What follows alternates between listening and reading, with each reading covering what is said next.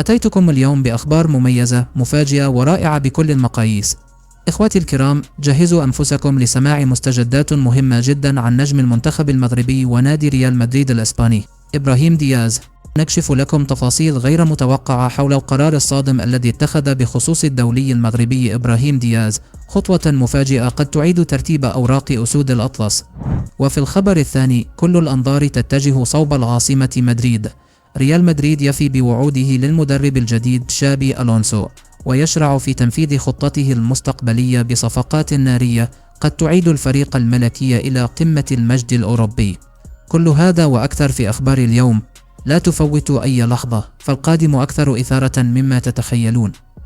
بسم الله ونتوكل على الله، والصلاة والسلام على رسول الله صلى الله عليه وسلم، ولننتقل مباشرة إلى صلب الموضوع. ريال مدريد يفي بوعوده للمدرب الجديد تشابي ألونسو. 3 صفقات كبرى في الطريق.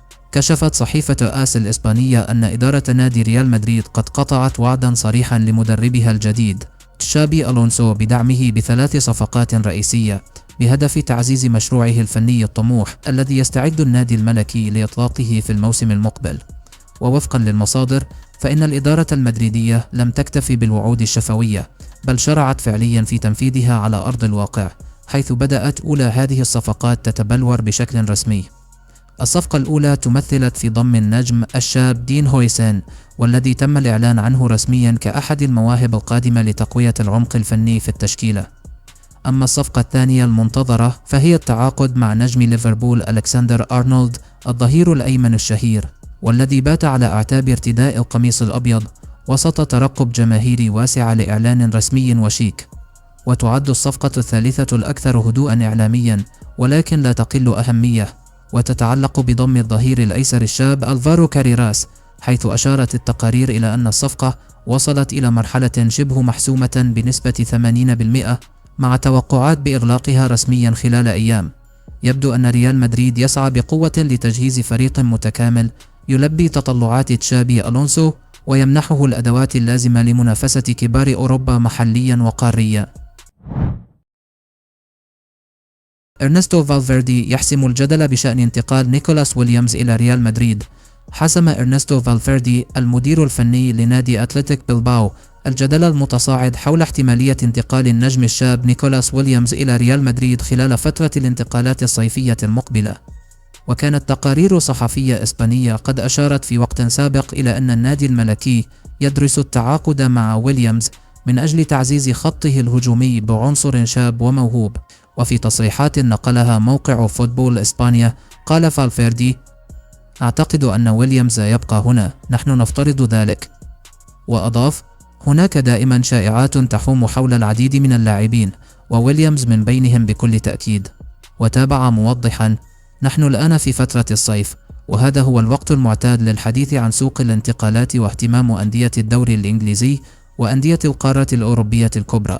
واختتم فالفيردي تصريحه برسالة دعم للاعب قائلا: نحن سعداء بوجود ويليامز معنا، ونتمنى أن يكون العام جيدا له هنا.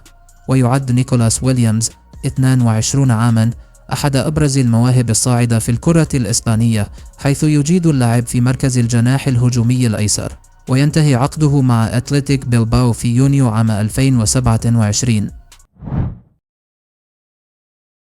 الآن سننتقل إلى المرحلة التالية، وسنمر إلى الخبر الآخر، وسنتحدث عن أهم لاعب في خط هجوم المنتخب الوطني المغربي، وهنا نتحدث عن إبراهيم دياز.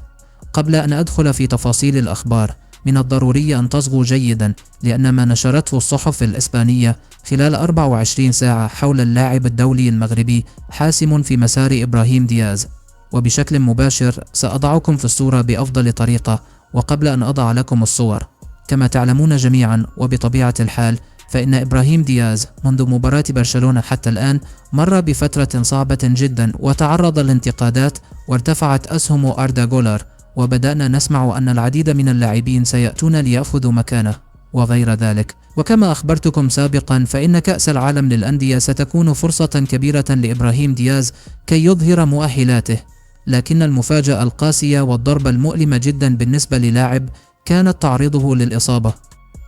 الآن وسط كل هذا، ستقوم الصحافة الإسبانية برد فعل حول مسيرة إبراهيم دياز وما ينتظره في ريال مدريد، وستنهض واحدة من أكبر الجرائد التي نعرفها جميعا في إسبانيا من نفس وزن صحيفة ماركا وموندو ديبورتيفو وغيرها، وهي صحيفة استاديو ديبورتيفو التي عنونت مقالها وقالت: تعكير الأجواء من طرف إبراهيم دياز.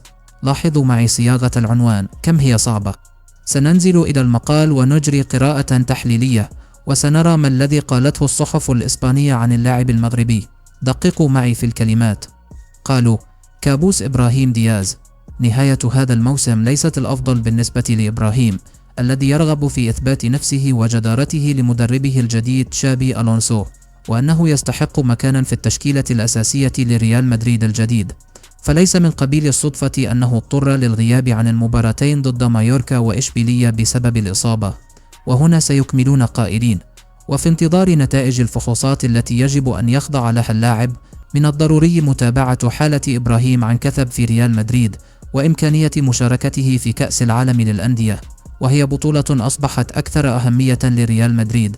ومع تبقي أكثر من 3 أسابيع على انطلاقها، لا يريد النادي الملكي المخاطرة بإبراهيم، ولهذا السبب تشير كل المؤشرات إلى أنه سيغيب عن الموعد الدولي المقبل مع منتخب بلاده المغربي، وهو ما لن يرضي المدرب بكل تأكيد، لأنه سيخسر أحد أفضل لاعبيه.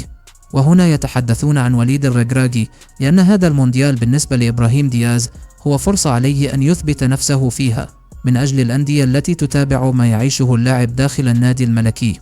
سمعتم هذا؟ دونوه معي. الآن ننتقل إلى صحيفة ريال مدريد الكونفيدنسيال عندما تحدثت عن إبراهيم دياز. ماذا قالت؟ اقرأوا معي هذا الجزء المميز. وهي صحيفة قريبة جدا من نادي ريال مدريد، وتنتمي كذلك لمجموعة ديفنسا سنترال. نصف أندية أوروبا تسأل عن إبراهيم دياز، وفلورنتينو بيريز يتخذ قرارا لافتا. الآن عندما تتوقف لحظة وتنظر إلى هذه الأندية التي تم الكشف عن أسمائها، تجد أنها أندية عريقة. اقرأوا معي ما كتب: ليفربول، بوروسيا دورتموند، بايرن ميونخ تظهر اهتماما خاصا بالتعاقد مع إبراهيم، كما وضع توتنهام أيضا اللاعب على جدول أعماله، لكن لا يوجد ضمان لضمه، وعلى هذه الأندية تقديم عرض جيد من أجل استقطابه. وهناك أيضا غموض كبير في مستقبل إبراهيم، فرغم أن عقده يمتد حتى عام 2027 إلا أن وضعه الحالي في النادي مثير للقلق. الخيار الوحيد المتاح أمامه حاليا هو أن يثبت قيمته من جديد لتجنب رحيل محتمل عن الفريق، ولهذا فإن هذه الإصابة وتوقيتها صعب جدا على اللاعب المغربي. نتمنى أن يعود بأسرع وقت وأن يشارك في هذه البطولة العالمية، وبطبيعة الحال نحن لا نقارنها بدوري أبطال أوروبا أو ما شابه، ولكن على الأقل قد تزيل بعض الشكوك عن الأندية المهتمة به. نتمنى أن تخرج هذه البطولة إبراهيم دياز من القوقعة ومن دكة البدلاء المحتومة، وهذا لا جدال فيه في ريال مدريد، لأنني أقولها لكم وأكررها: الأسباب ليست رياضية فقط. إبراهيم دياز لن يكون أساسيا من الدرجة الأولى في النادي الملكي حتى لو أنقذهم، حتى لو سجل، ومهما فعل سيبقى فقط لاعبا احتياطيا. وهذا ما ظهر لكم في المواسم التي لعبها مع الفريق الملكي حتى الآن، رغم أنه قام بأشياء مبهرة ورائعة.